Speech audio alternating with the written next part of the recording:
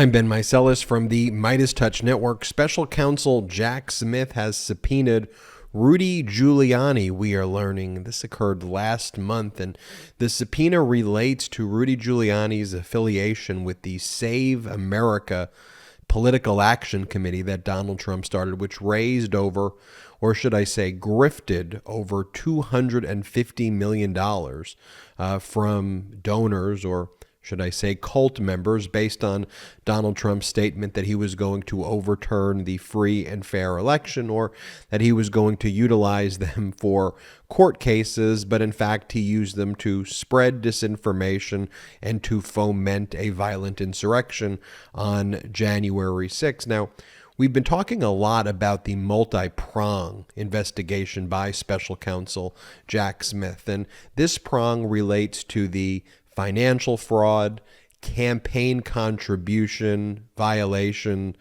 prong. And this is being led by a former top prosecutor out of New York who went to Maine Justice and is now with the special counsel's office, David Rudy, who is in charge of this. Now, David Rudy's reputation as a prosecutor in New York was handling the most complex gang and conspiracy cases. Now, Rudy is responsible for the portfolio of special counsel Jack Smith's investigation relating to these financial crimes. And even though Rudy Giuliani was subpoenaed for these records last month, we were just learning about him very recently based on reporting by CNN, and this has been confirmed by multiple other sources. Now, what we know is that Rudy Giuliani was demanding that Donald Trump or the Save America organization pay him $20,000 a day.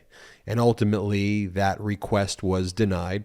Rudy Giuliani was still paid through Rudy Giuliani Partners and various other affiliated entities through other Donald Trump PACs, as well as the Trump campaign. But here, one of the things that special counsel Jack Smith is focused on, and he seems to have a hunch that perhaps Rudy Giuliani has not been fully forthcoming in the money he did or didn't receive here, is to determine the potential financial crimes that were engaged in by Donald Trump utilizing the Save America organization that, as I said, raised approximately $250 million, or as I said, grifted $250 million. So different prongs going on here and different crimes being investigated. So just to break it down, on the one hand, you have these financial crimes through the Save America Political Action Committee, campaign contribution violations, financial fraud.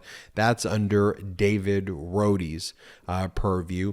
You also have special counsel Jack Smith, who's supervising this all, is also investigating Donald Trump relating to the fake elector scheme, whereby fake or fraudulent electors had their names submitted on January 6th to be certified instead of the actual electors based on states that President Joe Biden won. And the plan was to either have the state legislatures certify the fake electors or to convince Pence to do it. And when Pence wouldn't do it, it was one of the reasons that led to the violent insurrection to try to block what was happening on January 6th, block the counting of the electoral votes, and then to throw it to the legislators. That was one of the plans. So the fake elector scheme, financial fraud, intimidation of state and local election officials, everything from Donald Trump extorting Brad Raffensperger in Georgia to Donald Trump and his team calling election officials in places like Wisconsin and Nevada and Michigan. And I can go on, but one of the recent batches of documents that special counsel Jack Smith got was new documents from Clark County, Nevada, as well as documents from Milwaukee County in Wisconsin. And then he's also been in touch with election officials in Arizona, election officials in Michigan, election officials in Pennsylvania, election officials in Georgia. So there's that prong as well. And finally, there's the insurrection prong, what actually transpired on the day of the violent insurrection, the day of the coup itself. So those are the various prongs taking place. And here, with this subpoena to Rudy Giuliani, with this focus on the financial crimes, we see how wide-ranging the scope of special counsel Jack Smith's criminal investigation is. We also just see, and this is something I referenced in a prior video, the dream team of top lawyers that special counsel Jack Smith is assembling, and he's specifically putting together gang and conspiracy prosecutors who are used to prosecuting mafia-style prosecutions with the top public corruption prosecutors. And some of the top public corruption prosecutors include people like Ray Holzer and David Harback, both who had top jobs at the public integrity section while Jack Smith was there, close colleagues, former colleagues of Jack Smith. And so they've been brought on to special counsel Jack Smith's team to investigate some of the threats that were taking place to the state and local election officials, as well as the fake elector scheme, among other things. So you see special counsel Jack Smith putting Ray Holzer, David Harback, David Rody, amongst others, together and really assembling this dream team here. Ultimately, Rudy Giuliani's lawyers play dumb, and they said, we don't know what you're talking about with this subpoena. But wide-ranging investigation, a broader criminal conspiracy being investigated, focusing on financial and campaign contribution crimes, focusing on the grift that took place, in addition to all of these other aspects. And so we will keep you posted here on the MeidasTouch Network as we learn more, as more information develops.